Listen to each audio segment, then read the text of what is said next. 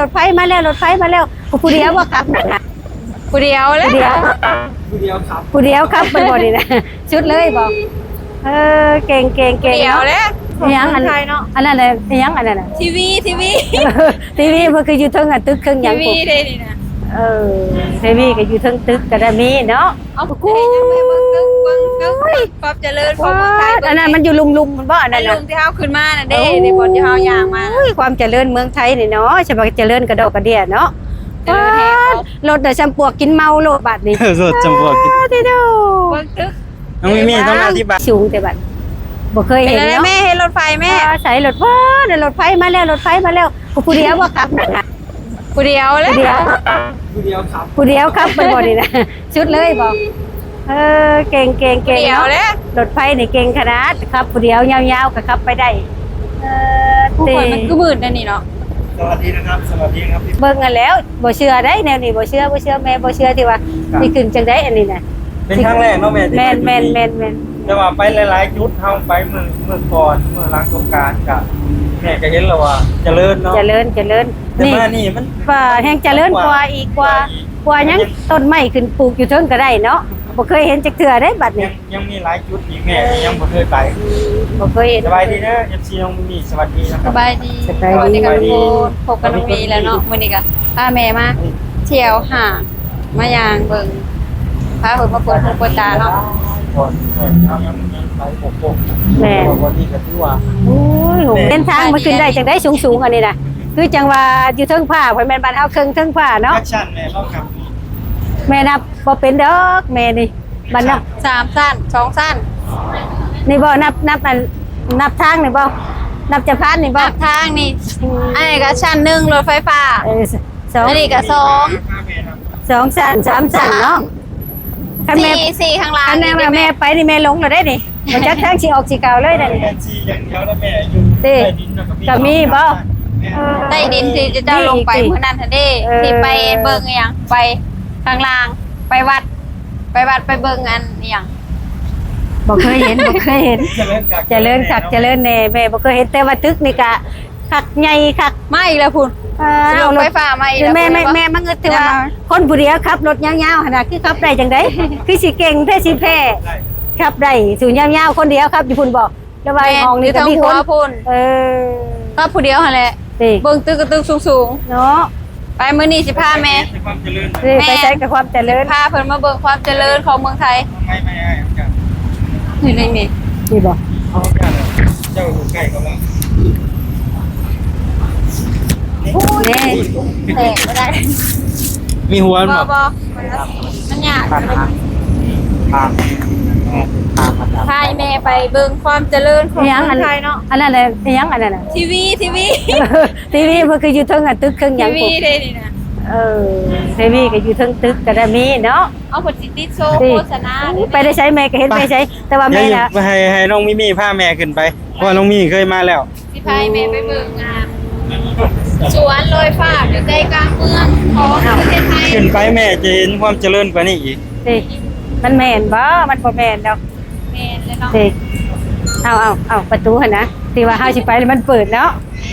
ไปไว้มันสินั่นสิบ่ทันจับ อันนี้แหละความเจริญของเมืองไทยสบายโอ้ยเย็นโอ้โหเย็นหลาย แม่บอกว่าเย็นแฮง เย็นหลายเนาะ ไปอยู่ข้างนอกกัน ขึ้นลิฟต์มี คิดว่า ขึ้นลิฟต์ ขึ้นบันไดบ่ อ๋อ ขึ้นลิฟต์ไปก่อนบ่ ขึ้นลิฟต์เนาะ สั้นยังขึ้นสี่ ขึ้นลิฟต์ไปทางใด มาขึ้นลิฟต์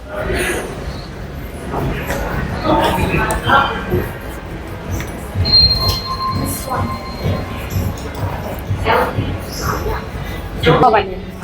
บัดนี้เขามาจังไสเขามาหยังเขามา ขึ้นข้างบน บ่เข้าใจ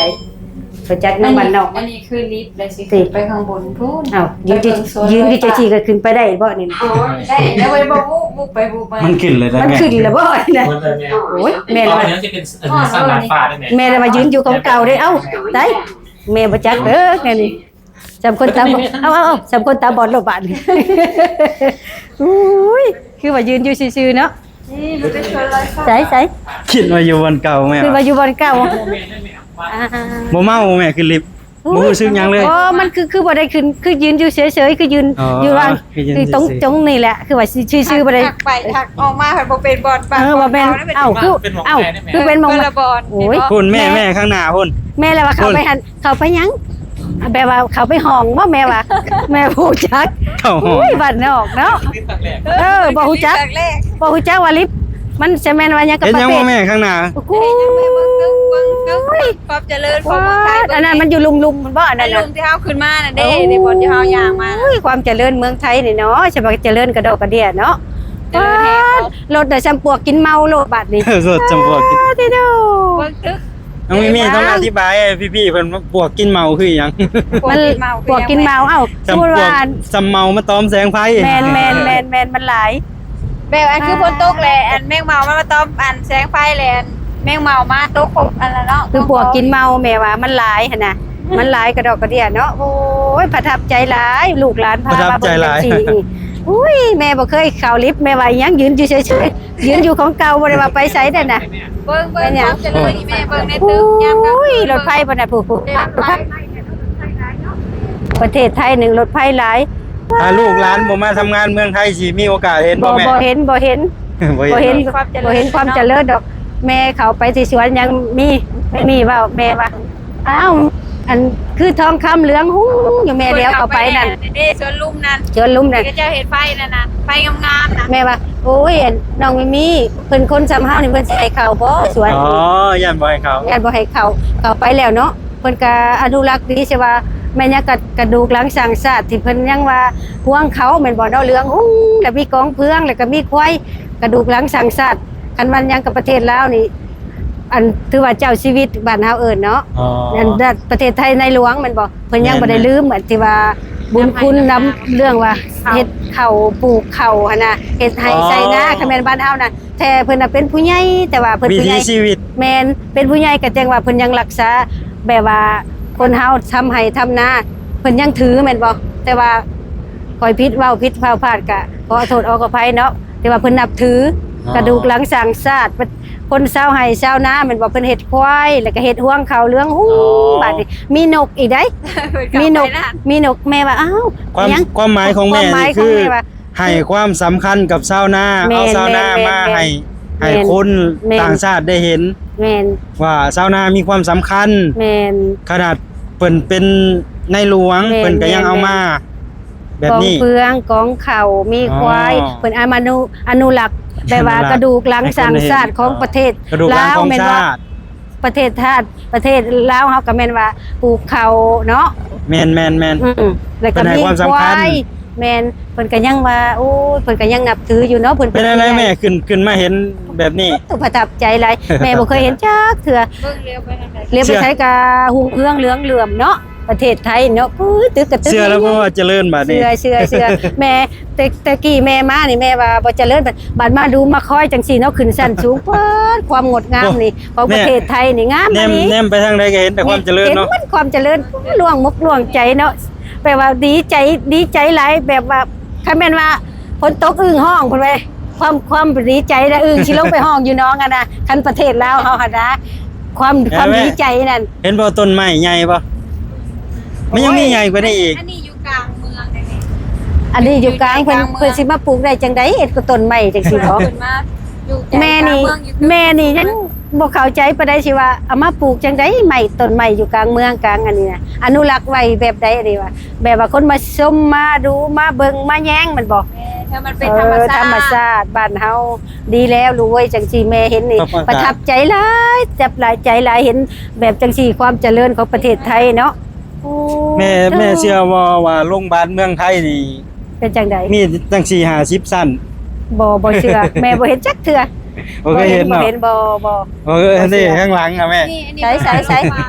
นี่ โรงพยาบาลนี่ โรงพยาบาลบ่นี่ปาด อันนั้นมันคือโรงพยาบาลนะแม่ เอาแม่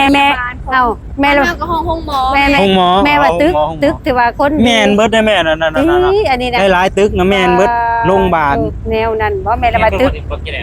แม่นหน่1 2 3 คือว่า ในเค ตึ รื ก อข่าย ที่ ของ คน โรงพยาบาล ทำให้ทำ แม่น งานเนาะ ตึกตรงน้ำมันมิตร เพิ่นคิดว่าตึกอันเขาเจ้าเฮ็ดงานเพิ่นบอกว่า มันจะแม่นอยู่เฮ็ดงานอยู่แต่ว่างานเป็นโรงพยาบาล อู้ยกะแม่นว่าแม่ว่าขึ้นไปเด้อแม่บ่ขึ้นไปได้แม่ญาติ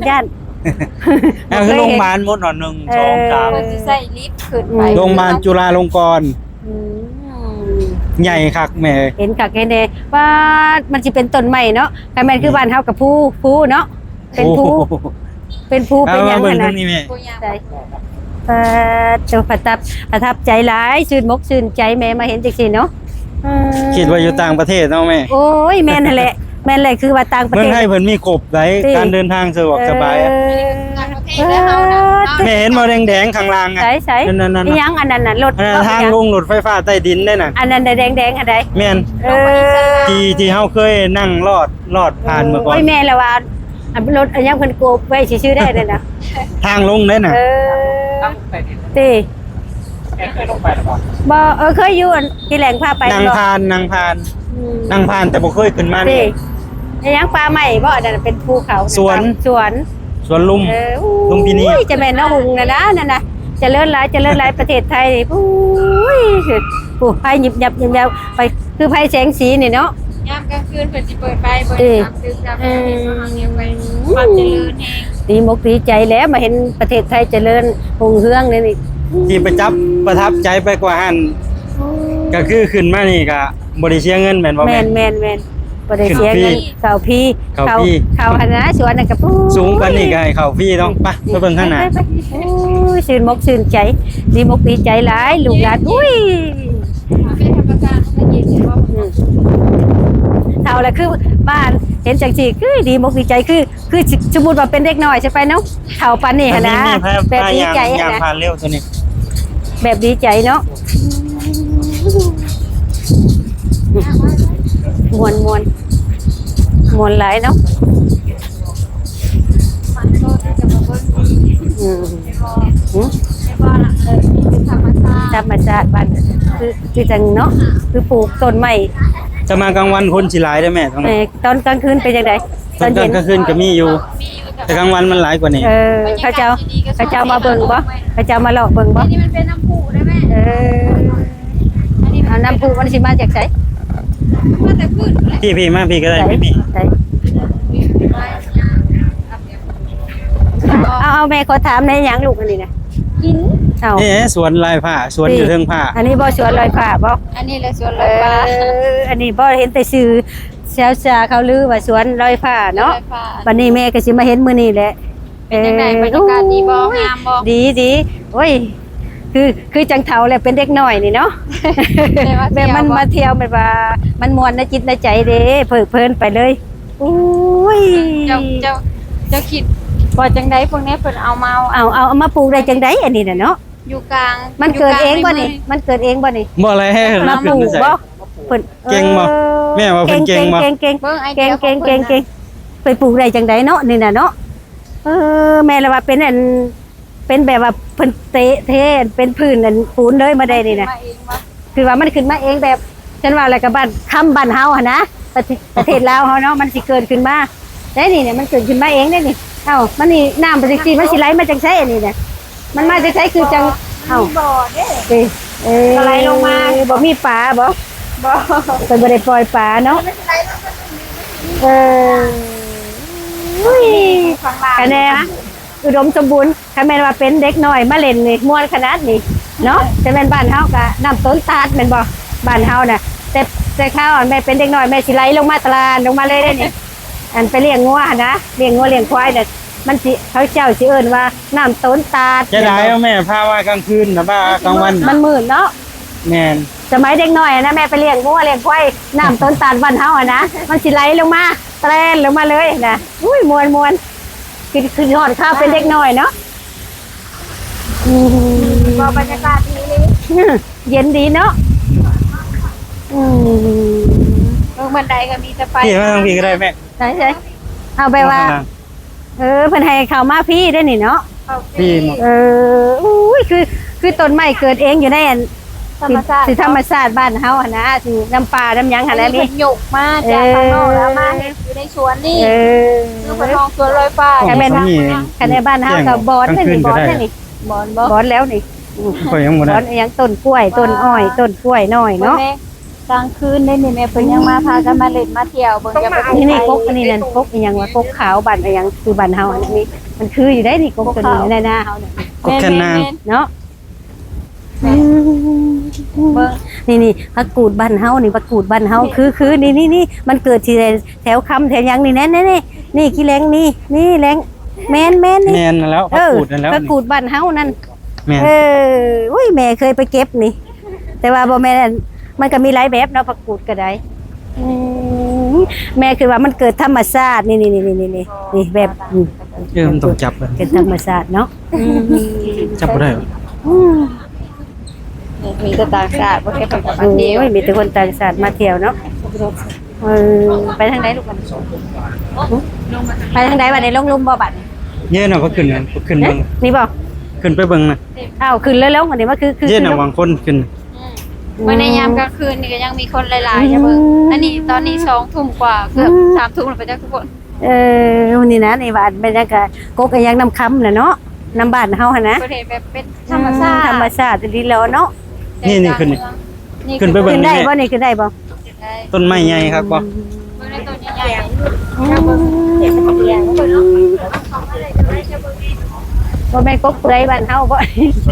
แม่นแล้วกก เนาะ ต้นเปื่อย ต้นเปื่อยน่ะเนาะต้นเปื่อยบ้านเฮาเด้นี่น่ะ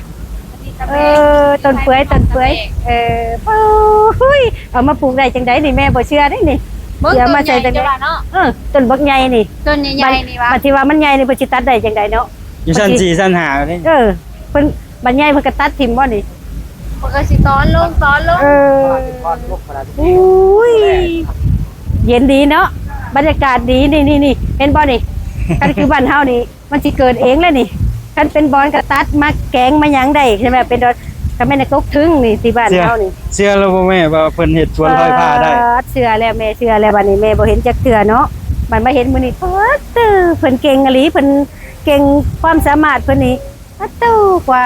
สุดยอดอีหลีแล้วเนาะแม่บ่เคยเห็น ก็คือน้องมิมี่หรือว่าลูกๆเนาะเห็นแม่มีความสุขแบบนี้ครับมีความสุขเลยดีใจนะดีใจ แม่เฒ่าปานนี้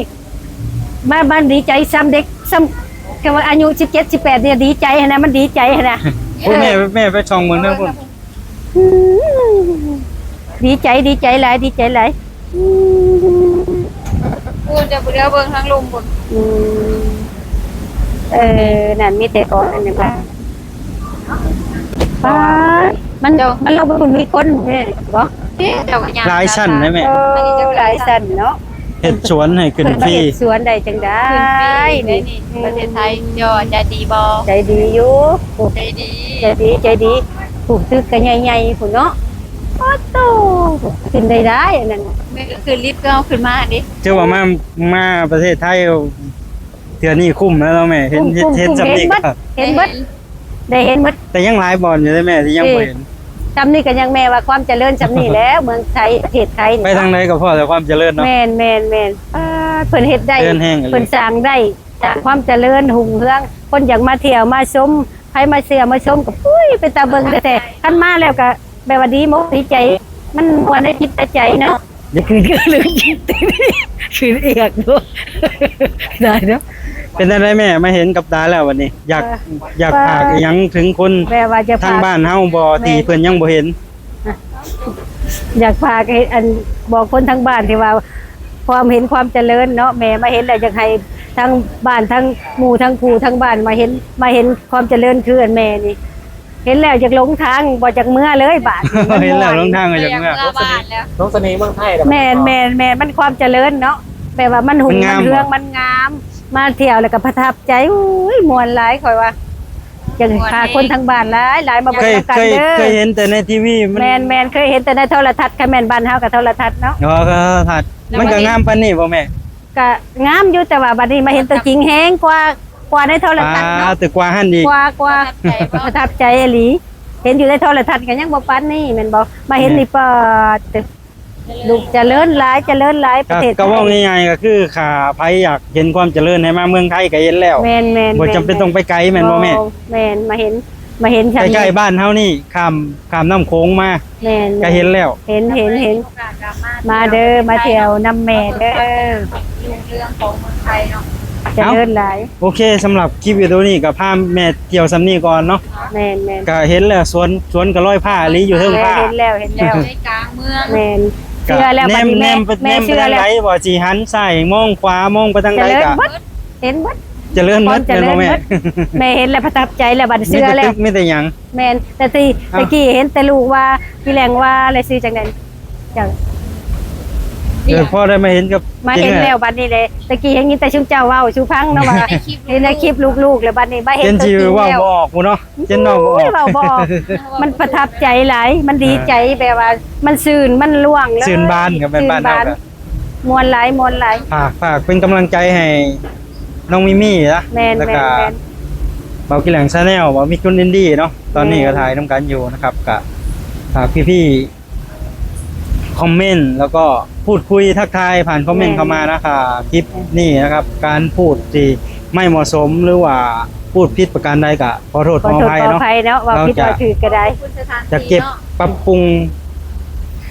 แก้ไขให้เกิดประโยชน์ แม่ว่าผิด หรือว่าให้ดีขึ้นในคลิปหน้าเนาะครับขอบคุณสถานที่สวยๆงามๆที่ได้เฮามาถ่าย สวัส ทำหรื ดี อว่า ค่ะ มาเที่ยวชมแบบนี้นะครับเจอกันใหม่คลิปหน้านะครับ สวัสดีครับ สบายดีเด้อสบายดี